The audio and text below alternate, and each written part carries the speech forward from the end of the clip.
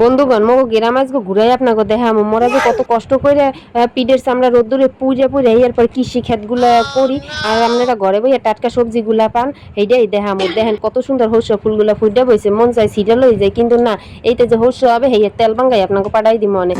দেখেন কত কৃষি করছি, আলু, মিষ্টি কুমড়া, পেঁয়াজ সব এখানে পাওয়া যায়। অনেক কষ্ট করে আমরা টাটকা সবজি ফলাই ঘরে নিয়ে রাইন্দা রাইন্দা খাইয়ালে, এর মধ্যে কোনো ভেজাল নাই, কোনো সারটা নাই। দেখেন মগো গ্রামটা দেখলেও চোখটা জুড়াইয়া যায়, পরানটা সুন্দর ভালো লাগতে আছে। আপনারা এই টাটকা সবজি যদি নিতে চান মোর পেজের মধ্যে আবার অর্ডার দিয়ে না, কেন মুই এলি পাঠাইতে পারবো না, যে কটা সবজি হয়েছে এ কটা মগো লাগবে। দেখেন কত সুন্দর মিষ্টি কুমড়ো হয়েছে, আবার ডাইকে তুই জানি চোরে দিকে চোরে না লইয়া যায়, কে লইয়া গেলে মোর আবার থামো নাকি। দেখেন কত বড় বড় মিষ্টি কুমড়ো গুলো হয়েছে, মন চাই এখনই নিয়ে রাইন্দা খাইয়া লাই, কিন্তু না, একটু বড় হবে এই এরপর কাটমু। কত কষ্ট করে আমরা এগুলো ফলাই, দেখছেন? আপনারা এরকম টাটকা টাটকা সবজি ফলাই আর রাইন্দা খাইয়া দেখেন, সেই স্বাদ পাবেন, মনটাও শান্তি পাবেন।